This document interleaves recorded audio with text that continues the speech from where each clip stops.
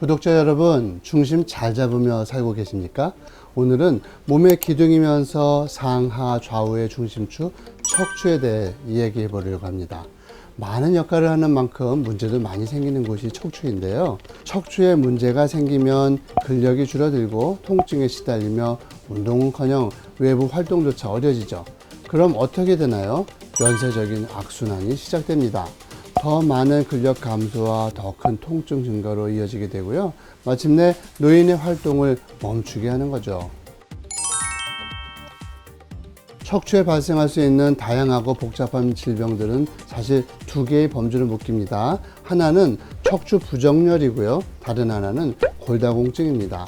몸의 중심에서 이탈된 척추의 부정렬은 추간판 탈출증, 또 후만증, 측만증, 전방정리증 및 척추 협착증과 같은 질병으로 발현되고요. 여성에게서 많이 발생하는 골다공증은 주로 척추 골절로 나타나게 됩니다. 일단 척추 골절이 되면 이후 3, 4개월 동안 심각한 문제와 후유증을 남기게 되죠. 오늘 다루는 척추 골절의 문제는 대부분 폐경 이후의 여성들에게 해당되는데요.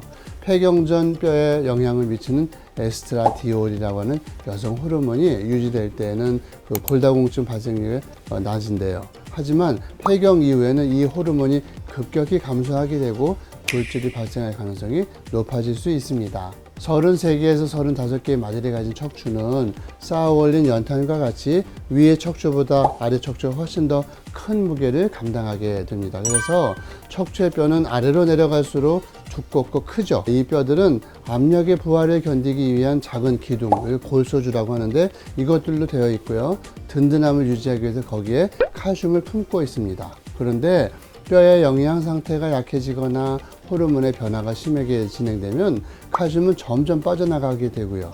척추의 골밀도가 약해지게 됩니다.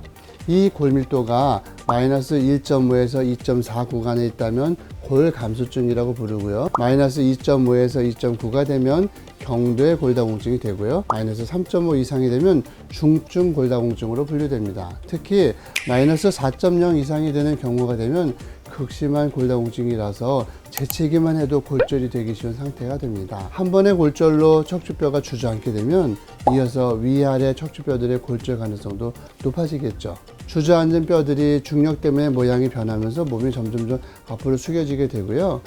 작은 골절이 계속되면 등이 이렇게 굽어지기도 합니다. 골절 하면은 그런 팔과 같은 긴 뼈들이 부러지는 것으로 생각하기 쉬운데요. 척추 골절은 젖은 메주덩어리나 푸석푸석해진 연탄처럼 주저앉은 형태가 됩니다. 팔다리가 골절되면 기부스를 하고 쉬면 되지만 척추 골절은 고정을 할 수가 없고요.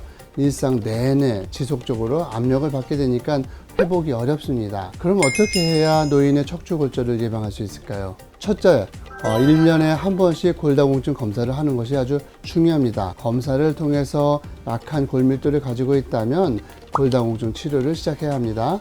두 번째, 칼슘 섭취는 기본이겠죠. 그리고 칼슘이 위장을 통해서 몸에 잘 흡수되도록 하는 비타민 D도 섭취할 필요가 있고요. 비타민 D가 활성화될 수 있도록 햇볕을 쬐는 시간도 가져야 합니다. 이 정도는 그 골다공증 예방을 위한 본인 스스로의 목이고요.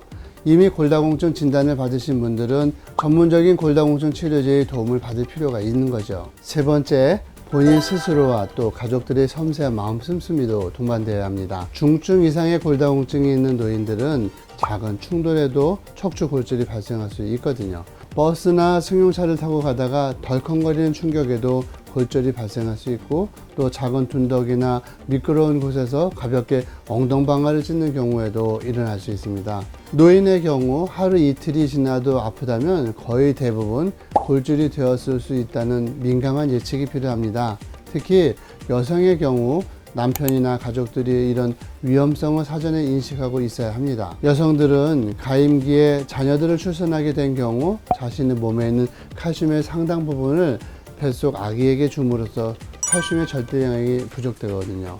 많은 자녀들을 출산한 어머니들의 경우 칼슘량은 더 떨어지기 때문에 노년기가 되어서 척추가 휘어지고 골절될 가능성이 훨씬 더 높습니다. 이 사실을 자녀들이 인식하고 어머니의 골절 위험에 대한 특별한 관심과 배려를 갖는 것이 중요합니다. 자신의 몸에도 민감해야 하지만 가족들의 상태에 대해서도 세심하게 배려하는 마음이 몸을 더욱더 젊게 만들어주겠죠. 이창호와 함께하는 젊은 노인의학 시리즈 다음 편도 기대해 주시고요.